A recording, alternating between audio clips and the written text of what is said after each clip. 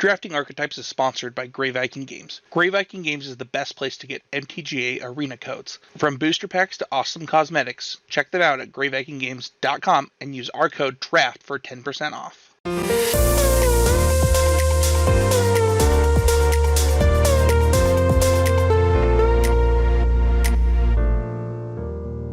Hi everyone, this is Sam Black with Drafting Archetypes, and today we are going to be talking about drafting Silverquill Aggro in Strixhaven. First, for any patrons, the notes for this episode have been posted, so feel free to go over to patreon.com/draftingarchetypes and pull those up to follow along if that interests you. So, Silverquill Aggro is a really straightforward deck. It just does the thing that the college was designed to do. It's honestly pretty hard to go wrong with. The cards are really good, and most of them play to this strategy in some way. And as long as you just avoid the bad cards, take the good cards, you should have a pretty good deck. If you are just first level drafting, Silverquill Aggro is the strongest deck. It has a great win rate across the board. It has a better win rate in sealed than in draft, despite the fact that sealed typically punishes aggressive decks. I suspect that the reason for this is that it's so strong that the cards are contested in draft, whereas in sealed, just playing the best cards in the packs that you open tends to lead you to Silverquill because the cards are just good. The way the format's balanced kind of counts on the natural forces of drafting to balance Silverquill. So anytime it's not overdrafted, it's going to be good. I know that there was an article on Star City up about forcing Silverquill in the bot drafts, the quick drafts on Arena, which is kind of more like sealed than draft in a way, in that, bots don't automatically self-correct a draft the way that humans do, theoretically. So anyway, yeah, Silverquill is very strong. People ask what the best archetype is, and I generally don't answer because, the nature of draft is self-correcting, and I think that Silverquill is not the best by a wide margin.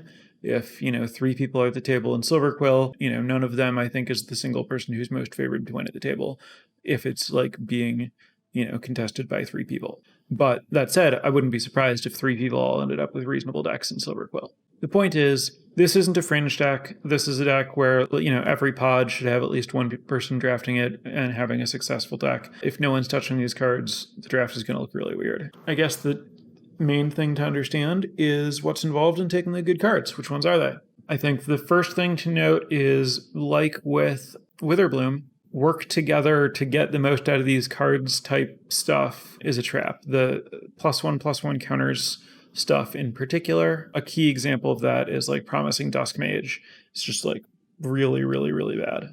You should definitely never put that card in your Silverquill deck. Dueling Coach or whatever it is, the 4-drop that puts a +1/+1 counter on something, an uncommon that looks like it might be reasonably strong. Nope, don't play it. Tenured Inkcaster, same kind of situation. Looks like it might be okay if you're playing Dueling Coaches and trying to get counters on all your things or whatever. Nope.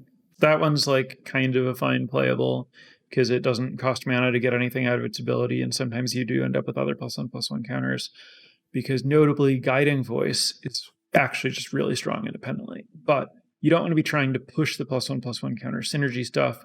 You just want to use Guiding Voice to put a counter on an invasive creature and learn something for 1 mana, which is a great deal. As is kind of a recurring theme in Strixhaven, the kind of written synergies when you first read the set and try to figure out, okay, what is this pair doing to get more than some of its parts? All lies. What you're trying to do in Silverquill is have a good curve, have some evasion, have some removal.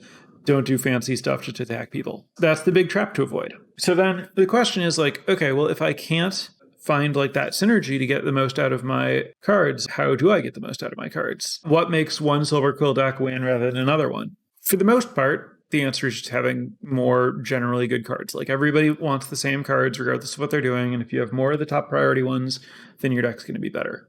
There are a couple of really minor exceptions to that. And by really minor exceptions, I don't exactly mean that. Basically, your deck is going to consist of creatures, learn spells, removal, and occasionally a protective trick like Professor's Warning, which is the 1 black, put a +1/+1 counter on something, or give it indestructible until end of turn instant, or Beaming Defiance, which is the 1 and a white instant that gives +2/+2 and hexproof until end of turn.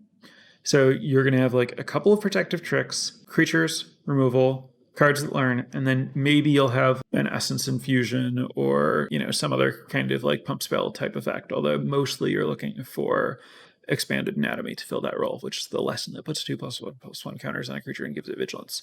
Often with an aggro deck, what I'd be talking about now is like the mix of creatures and removal spells you want and like how many of these different cards you want and stuff.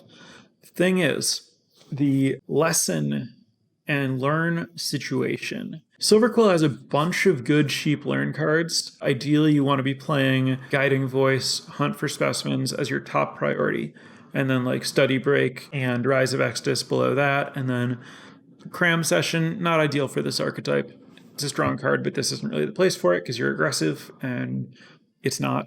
Gain 4 life doesn't help you kill somebody. If you have those things, then your like creature count is a lie. As long as you have some ways to learn and you have ideally 2 summonings, like 2 Inkling summonings or an Inkling summoning and a Spirit summoning or an Inkling summoning and a Pest summoning, you really want the Inkling summoning part. Then you can have a pretty low creature count and still like routinely have access to like enough threats to be attacking your opponent as long as your other cards are, interacting with the board in some way, which all the stuff that I'm suggesting does.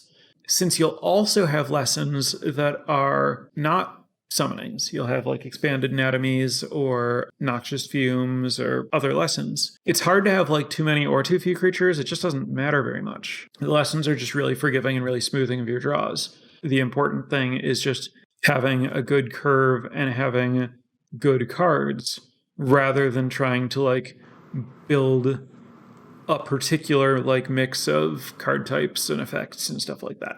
Part of the strength here is that the learn cards are very good and the lesson cards are very forgiving about making sure that you get to just like play a game of Magic where you have like a good mix of creatures and removal and stuff. You're an aggro deck, but the lessons give you a lot of extra things to spend your mana on. And part of why this deck is so strong is you can just put like most of your effort into prioritizing having a really low curve so that you can curve out.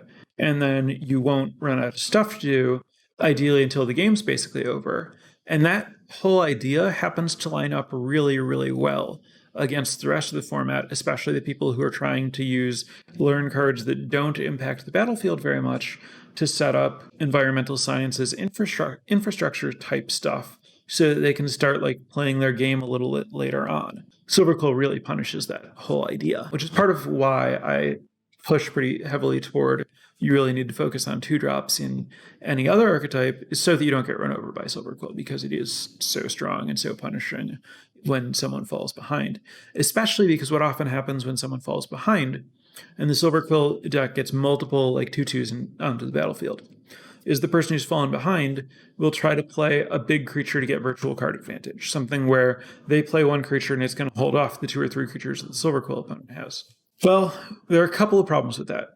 One, the card you're going to play to try to get virtual card advantage might not have flying. And then you might find that all the Silverquill creatures are evasive, and your card that you put in your deck to try to stabilize in this spot isn't actually capable of doing that. Or 2, the Silverquill deck has a lot of really good efficient removal. And when you play a creature to try to stabilize, they just kill it and hit you again. And that puts you in a spot where you're like, oh no, now I just took a bunch of extra damage I didn't need to take. I should have played a removal spell instead of this creature, because I should have known that my Silverquill opponent would have a removal spell and this creature wouldn't actually get to block. And I need to be just like answering their stuff so that I'm taking less damage. So you learn that lesson and you go into the next draft and you have this like defensive deck and you prioritize removal instead of prioritizing blockers. But now you find that the removal that you were able to get your hands on, it's like heated debates, buried in books if things are going well. If things are going poorly, you're looking at like Mage Hunter's Onslaughts and Pigment Storms. Now what you find is, well, the Silverquill opponent who played a bunch of 1/1s and 2/2s, you have to trade down on mana on your removal spells, and you're not forcing your opponent to spend their mana on removal spells. So they just play more threats, like they play Hunt for Specimens, get 3 mana summoning. Now you're just falling further and further behind while they're playing more cheap creatures and continuing to pressure you.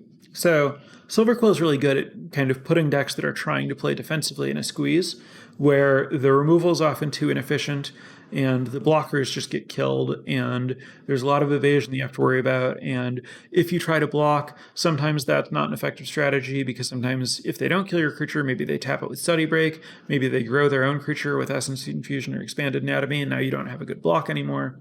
The Silverquill decks are just really good at putting their opponent in this like aggressive squeeze. And so that's what you're looking to do when you're drafting Silverquill. So you want learn cards and you want cheap creatures. And then when there isn't a cheap creature or a learn spell or removal available, then you start taking the more expensive creatures. A lot of the what to take kind of questions for me when I'm drafting Silverquill come down to just like, which 2-drop do I want? Specifically, do I want like Eager First Year or Leech Fanatic or Arrogant Poet? The really good uncommons, I know I want those over those. Like I know I'm taking Professor of Symbology, Killian, Thunderous Orator. If those are in the pack, great, I'm taking one of them.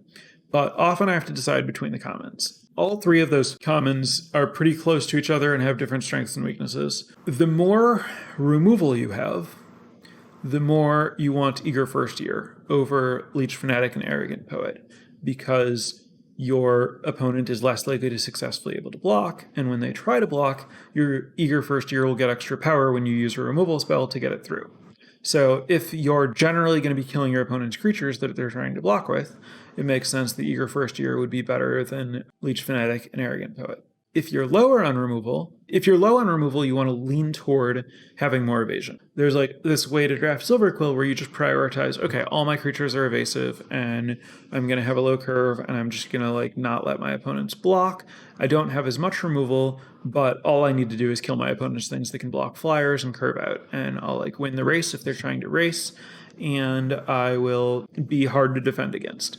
And so if you're like less removal, then you want more Arrogant Poets over your Eager First Years, and you might want something like Essence Infusion to be able to like win a race when that's what you have to do. So for like mirror match type situations or whatever. With Leech Fanatic, that of the three of them is the best when you have more like Guiding Voices and Expanded Anatomies, and you're augmenting your creatures, because the lifelink keyword is obviously really good to put extra power to.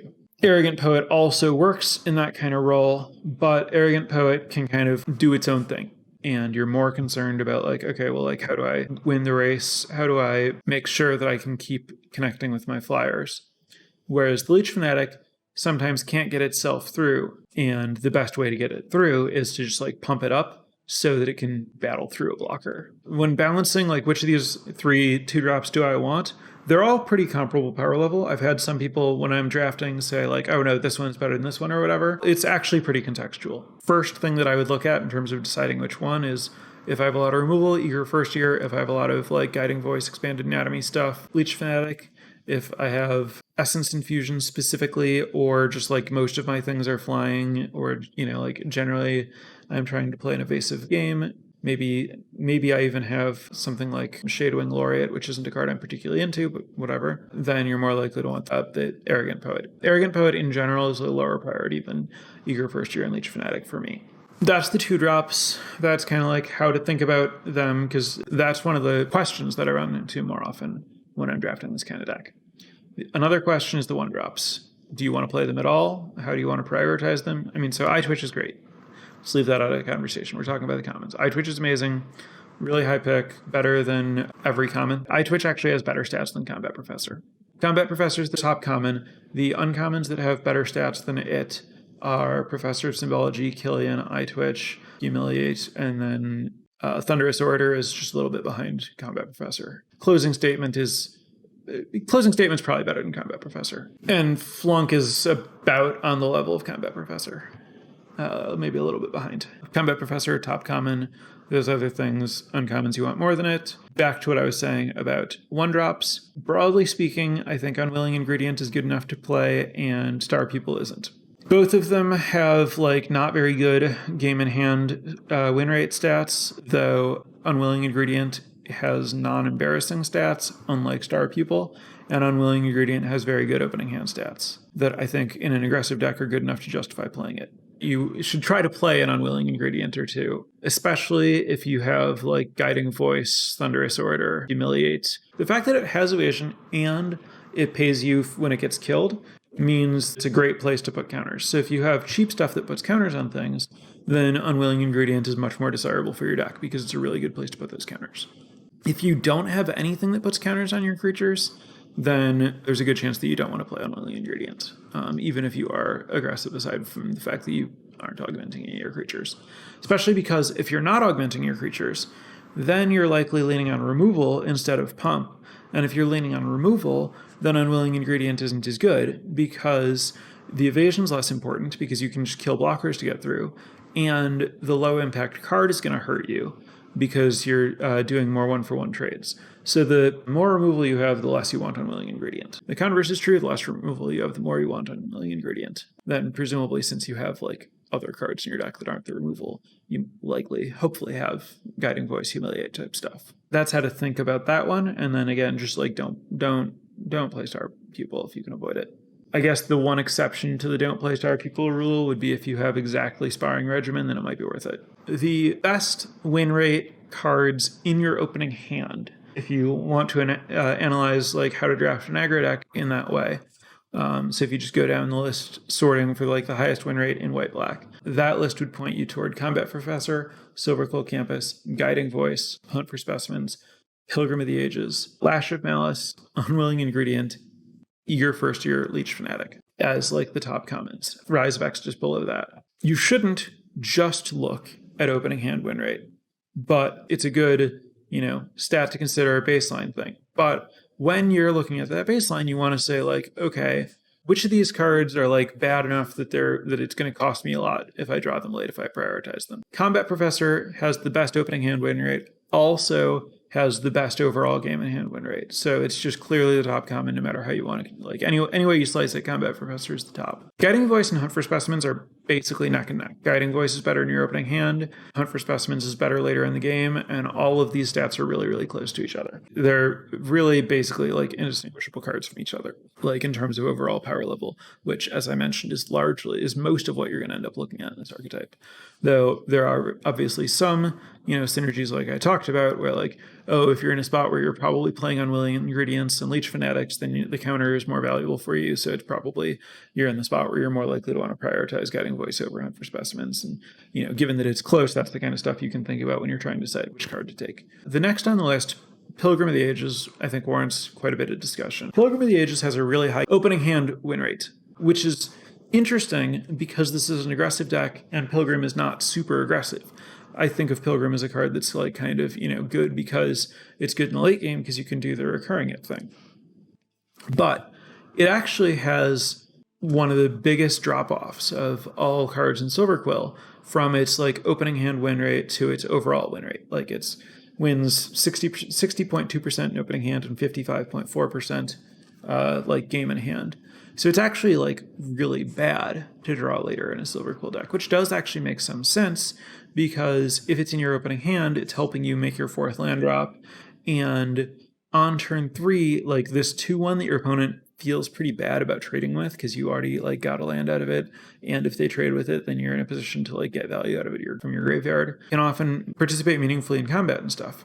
But later in the game, it just gets outclassed. Silverquill doesn't have really good late game. If you're at the point where your strategy is to recur a Pilgrim of the Ages, whatever you're playing against is probably going to beat you. So like the recur Pilgrim of the Ages part of the package in this archetype is not very meaningful, which means that it's good when you want a 2-1 that finds a land, but not good when you want this like recursive 2-1 blocker or whatever.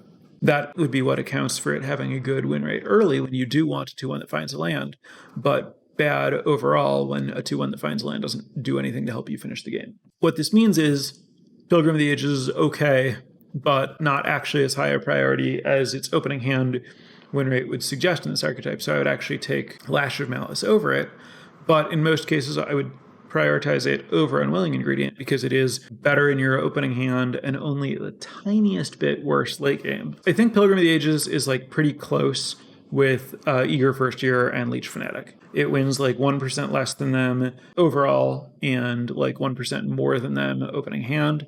So kind of a wash to me. So it's right in there as far as how high of a priority it is for me. And then similarly like Rise of Extus, obviously because it costs 6, has a little bit lower opening hand win rate than the 2 drops, but a little bit higher overall win rate because it is a more powerful card. But again, that's a spot where it's like 1% worse opening hand, 1%, 1.5% better overall.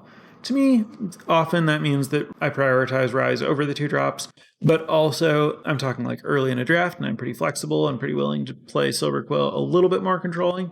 If you're very, very committed to, I definitely want to attack with the Silverquill deck, then you should generally prioritize the 2-drops over Rise of Exodus for the most part, I would say.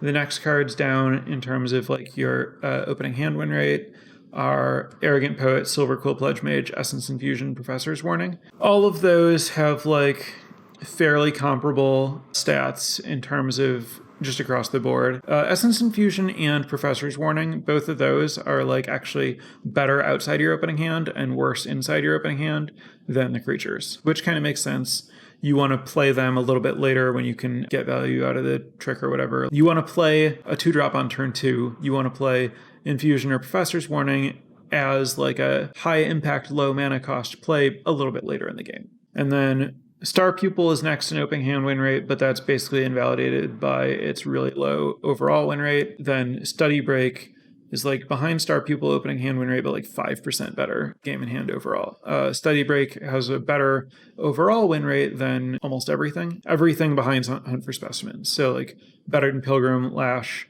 First Year, Leech Fanatic, Eyes of Exodus, all the 2-drops. It's a tiny bit worse opening hand, but way better later. I think it's great for breaking through. I think Study Break should be a much higher priority than the opening hand win rate sort suggests, and should be prioritized more closely to what the overall game in hand win rate would suggest, which is to say, right up with the other learn cards. Mage Hunter's Onslaught is in a similar situation where that should be prioritized, I think, just behind Rise of Exodus, but comparably. Worse than Rise, but about as good as like the 2-drops in that kind of space. The other commons that I would like to have in my deck are Spectre of the Fens, Beaming Defiance, and Allen Shield Mage. All of these have like better stats and I think are better cards than the other commons. You know, there are some other commons you can play in a pinch. It's like not the end of the world if you have to have like the 2/2 Death Touch, Spiteful Squad, but you should try to avoid it. Same thing with like Witherbloom Pledge Mage and Lorehold Pledge Mage and stuff like that. Those are the commons that you want to prioritize, roughly that order. I guess I mentioned Professor of Symbology, Killian, Eye Twitch, Humiliate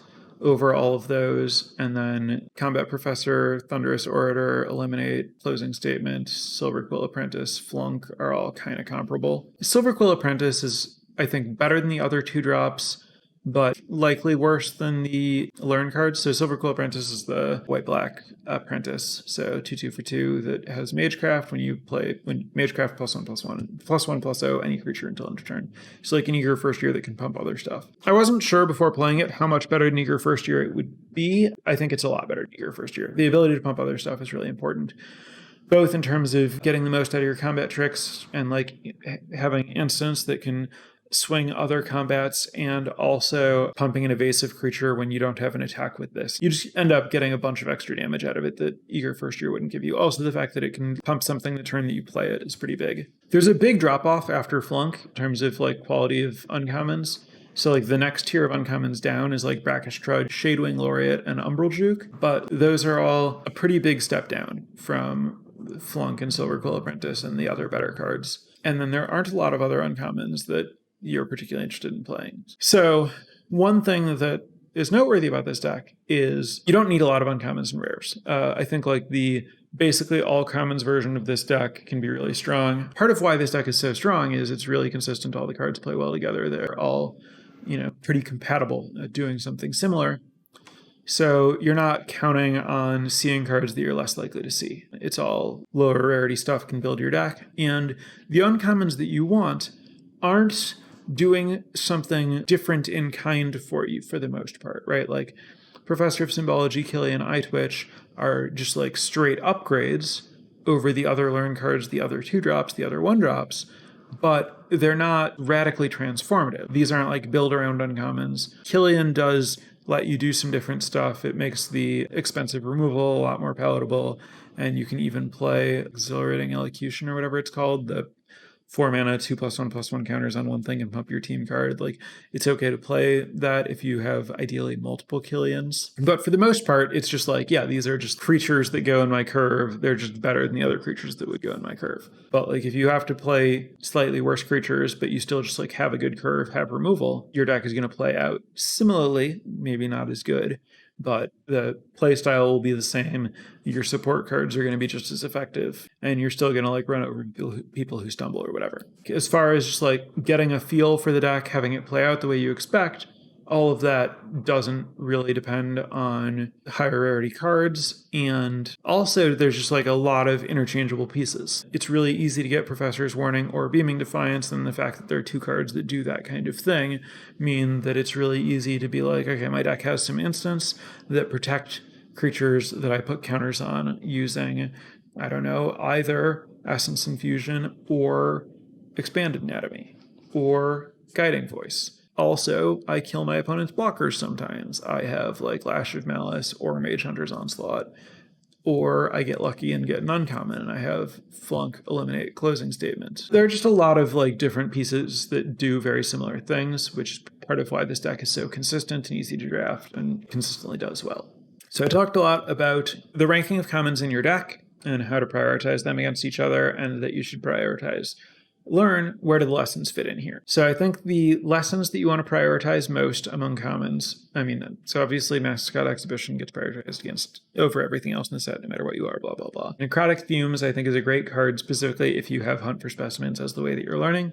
Much less good if you don't have Hunt for Specimens, like Guiding Voice finding Necrotic Fumes is just a totally different concept than Hunt for Specimens finding Necrotic Fumes. If you have a couple Hunt for Specimens, Necrotic Fumes is amazing. But in general, the lessons that you want to prioritize in this deck, Inkling Summoning and Expanded Anatomy. You want your first one of both of those before your second one of either of them, and you want those 2 more than you want anything else. Outside of that, any lesson you can cast is good, obviously. More lessons is more options.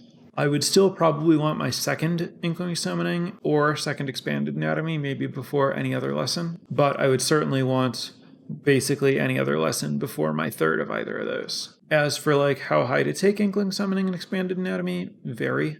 I wouldn't take them over Combat Professor, but I would likely be willing to take them over Guiding Voice and Hunt for Specimens, especially if I have like other ways to learn and don't have one of those. If it's a second copy of either Inkling Summoning or Expanded Anatomy, then I'll probably take Guiding Voice or Hunt for Specimens over them. If I don't, then I'm more interested in making sure I have those premium lessons. I think those 2 lessons in particular are like the main ones that Silverquill Aggro is like kind of basing its strategy around, and you really, really want to prioritize making sure that your deck has access to them. If you are late in the draft and you simply can't find an Inkling Summoning, then you can start to supplement with like Spirit Summoning, Pest Summoning type stuff, just to make sure that you can get a threat when you have to. I think that basically covered it. As far as like what puts you into this archetype, it's pretty straightforward, just like mostly those good uncommons that I talked about and Combat Professor. There are a couple of rares that do it: Shattered Silverquill, Sparring Regimen, any aggressive white or black card. Poet's Quill is, super flexible. You can go into this from that first pick, or you can draft anything else. It doesn't really matter. Blot Out the Sky is a card that puts me into Silverquill, which means I'll likely be Silverquill aggro, but also it wins late games, so I would tend to draft slightly more as a control deck if I had it, and I'd also be willing to splash it in whatever, and so it's much less of a commitment or provides less direction. I think for the most part, it's just like the strong, aggressive black and white uncommons, Combat Professors, Guiding Voices, and Study Breaks, and then to a slightly less extent, Hunt for Specimens, and those things that are going to make me want to be Silverquill aggro specifically. Before I figure out like whether I'm Silverquill aggro or just like some other black deck or whatever, I'm going to be taking like Lash of Malice, Hunt for Specimens, stay flexible, and then I might end up moving into this space, or I might move somewhere else. Basically covers the lecture portion here. Final note is just really don't try to get too fancy. Just prioritize, having a low curve, having removal. Don't worry a lot about synergy. It should just inform like which 2-drops you're taking. It shouldn't change anything radical about your strategy, and don't try to do too much cute stuff. So I'm gonna open the floor to Twitch chat here for any questions. I do want to thank my new patrons this week on patreon.com/draftingarchetypes. Thank you to Caregiver, Thomas, Jerry, Brian, Rusty, Jason, and Keaton. Really appreciate the support. As always, if you're getting a lot out of this podcast and want to contribute back, or you like the idea of getting perks, getting voting access and access to my notes and stuff like that, be sure to check out patreon.com/draftingarchetypes and see if you would like to become a patron. First question is about Umbral Juke and Silverquill Pledge Mage, saying that they seem strong, but got no mention. I did mention both of them. Umbral Juke is in kind of the mid-tier of uncommons, below the premium stuff, in with like Brackish Troll, Shadewing Laureate, and Umbral Juke was the third of those cards.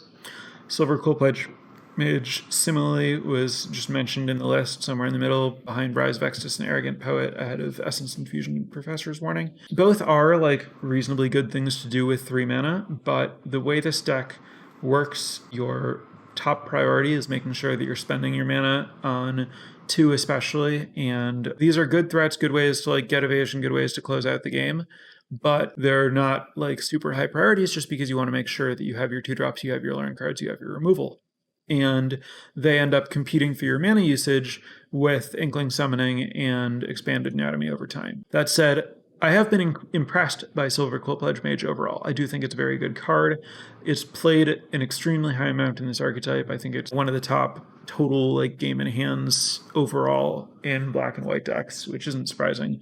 If you're like Silverquill, you want it much more than anybody else does. But it has never disappointed. It is a strong card. Like I didn't really like talk about it because it's kind of in a class on its own where it's like the 3 mana common that you want. Maybe I should actually note that it's likely that you should actually prioritize drafting Silverquill Pledge Mage over Eager First Year Leech Fanatic and Arrogant Poet, just because those 3 are interchangeable, whereas Silverquill Pledge Mage I do think is a step ahead of Pilgrim of the Ages and has no other competition at common. Like you really want to play one of those 2 things as your 3-drops if you want 3-drops.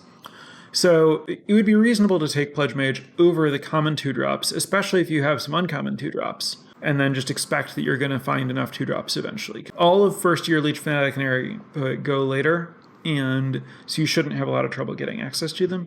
That said, you want like, I don't know, 6 to 8 2-drops and like 3 3-drops or something. So there's a lot of balancing to do there, and sometimes you might take one or the other. It really depends on where you're at. But I certainly didn't mean any shade on Silverquill Apprentice. It is a good card. Or Silverquill Pledge Mage, rather. Was more about, draft it as makes sense for your curve. It doesn't have a lot of, like, competition or, like, special notes about where it goes. It's just, like, generally good in Silverquill, and it's the 3-drop. There was a question about how to use Shadrick's Silverquill. That's too contextual to answer. I'm sorry. Any combination of modes can come up, and it really depends on the game state. The more important question for how to use Shadrick's Silverquill is you want to be ahead on the battlefield. It's like very, very strong when you have more creatures than your opponent, basically however you use it, and really awkward to use if your opponent has more creatures than you. So Shadrick's really wants you to like have a low curve and be aggressive, or to be extremely controlling and get to the point where your opponent has no creatures, and you can like put a +1/+1 counter on all the creatures they don't have and draw a card or whatever it is you want to do. But like the easiest way to take advantage of Silverquill is to just have a lot more creatures than your opponent, and then you pump all your creatures and give them a chump blocker, or make another creature and make there not enough creatures to block bigger or whatever. Whatever mode you're using, it's going to be way better if you're ahead. So the primary thing when you draft Shadrick's is to just like prioritize either having a ton of removal or having a low curve and a lot of board presence. And then once you're in a game, you should be able to just like figure it out by thinking about, okay, what happens if I do each of these things? Next question is about Crushing Disappointment, which is a card that doesn't have great stats, but I have been reasonably happy to play one of them, especially the lower my curve is and the more Magecraft I have. So I don't think it's a priority. I think it goes late, and I don't really think you want to play 2 of them, but I think it's a totally serviceable card. Next question, how do you value Silverquill Campus? Given that you want to be aggro, do you still want it for consistency? Yes. So Silverquill Campus has the 2nd highest opening hand win rate of any common in Silverquill. It's Combat Professor followed by Silverquill Campus followed by Guiding Voice. Its overall game in hand win rate is lower.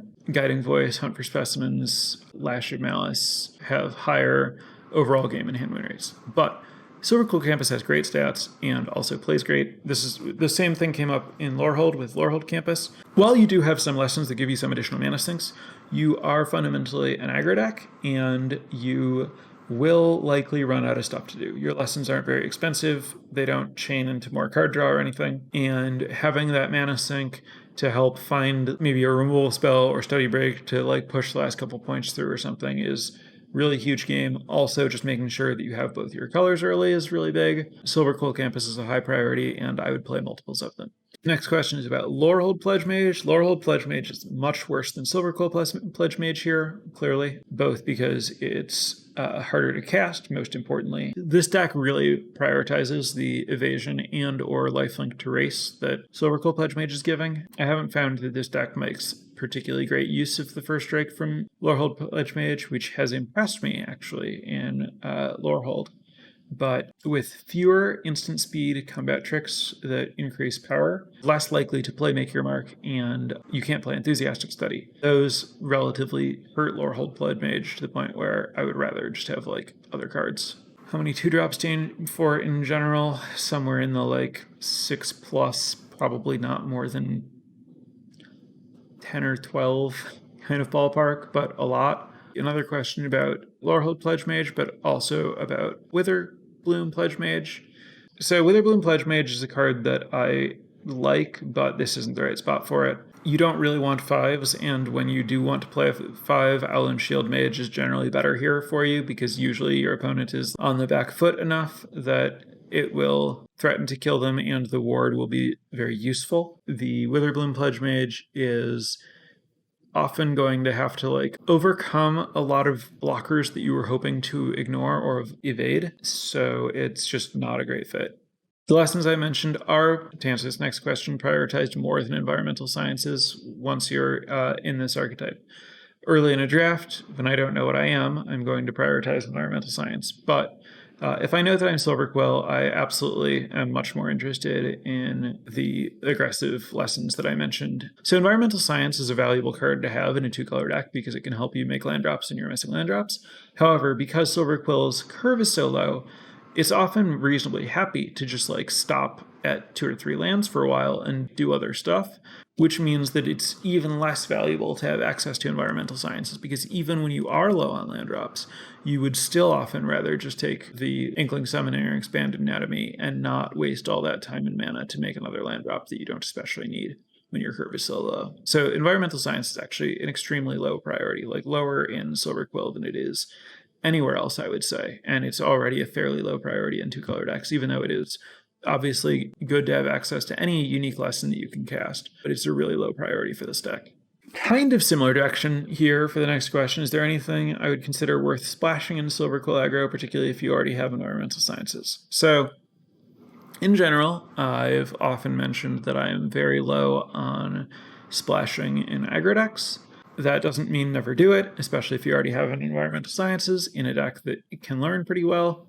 But you want to make sure that you're only splashing for like legitimate bombs. So like the last one that came to mind, I had a Silverquill aggro deck where I splashed Lorehold Command. I would do that every time. You only want to splash for cards like that are a single mana of a different color, ideally one that you can use a campus to help with your splash on, that is on plan. Lorehold Command is an aggressive card that costs enough mana that it's easy to fix for without being so much mana that it's like outside of the scope of my aggro deck. So like I might not want to, like it would be worse to splash for Velomachus Lorehold because the game might be determined too often by the time I have 7 mana. But Lorehold Command was like a great splash. I don't know how many other cards there are like that. It might literally just be that, but it's rare. But there are times where it's worth splashing for something. But it needs to be high impact, single color splash that is on plan. Next question is about Show of Confidence. I have played Show of Confidence some, and it is fine.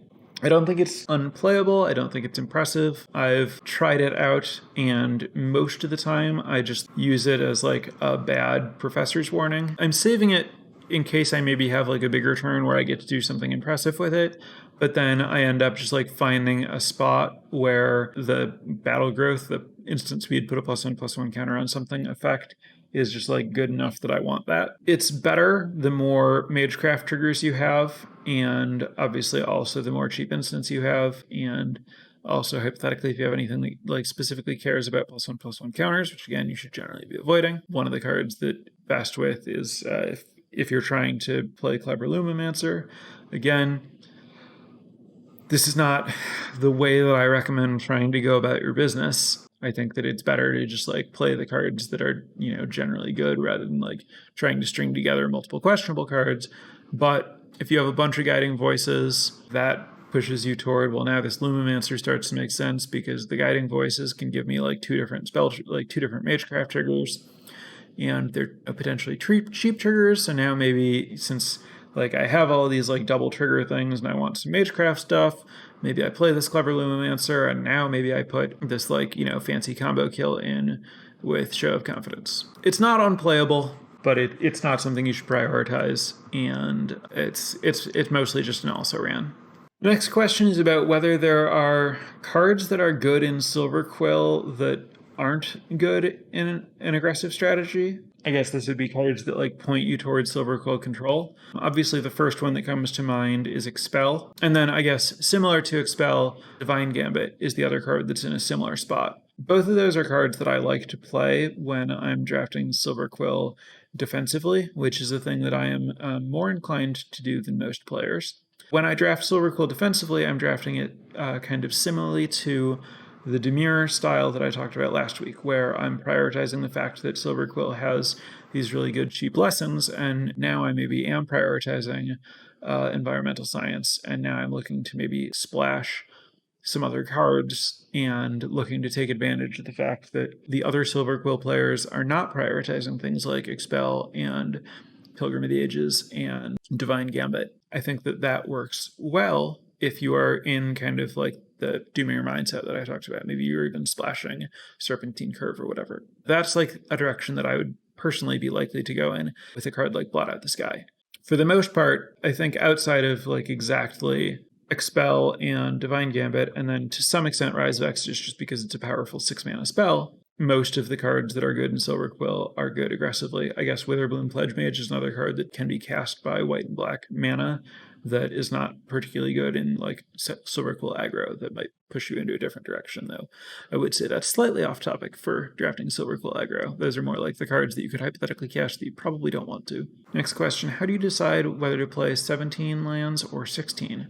Pretty good question. This deck does often want to play 16. It's largely a function of, am I going up to Rise of Exodus or not? Do I have like multiple campuses and or access tunnels as mana sinks? How many learn things do I have? Though again, often your learning stuff is cheap and is finding relatively cheap, being 3-mana lessons, and so it doesn't actually increase your curve all that much.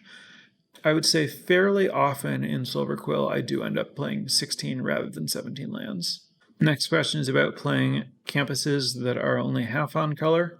If I don't have any Silverquill campuses, I will play a Lorehold or Witherbloom campus. I think with one Silverquill campus, I would usually play a second half on color campus, but I don't think that I would play a third campus that was a half on color campus, though I would play 3 Silverquill campuses. The next question is about the Biblioplex and whether it's worth playing as a 17th land. I think the Biblioplex is likely often going to be good enough that you should play it in a Silverquill deck. I don't know that I would generally play it as a 17th rather than just playing 16 and playing it. Kind of depends on how tight my mana requirements were and how many campuses I had. But I do think that the Biblioplex is a fine card to play in this kind of deck. All right, I believe that will wrap us up. Thank you everyone for tuning in. As always, for anyone who is unaware, this podcast runs across many platforms. You can watch it on YouTube, or you can watch it live on Twitch, recorded at 8 p.m. Central Time on Wednesday, or you can listen to it on whatever podcast app you like to listen to podcasts on. If you have found this podcast via any of those things that are not your preferred ways to consume this kind of content, be informed that you have options.